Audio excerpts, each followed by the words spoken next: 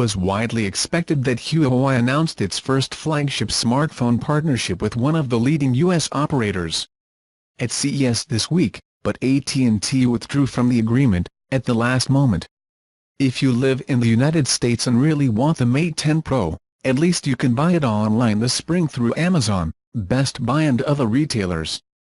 Huawei is pricing the unlocked device at $799, which offers a 6-inch 18:9 OLED screen, the Kirin 970 processor infused with AI, Android Oreo, 6 GB of RAM, 128 GB of storage and a 12-megapixel double with Leica brand camera configuration. It is a capable phone, sure. It is not one that can compete in terms of level in the U.S. market without presence in the stores of operators. A Porsche Design version of Mate 10 will also be available in the United States. The Pro Mate 10 is not a slightly different phone with a 16:9 LCD screen.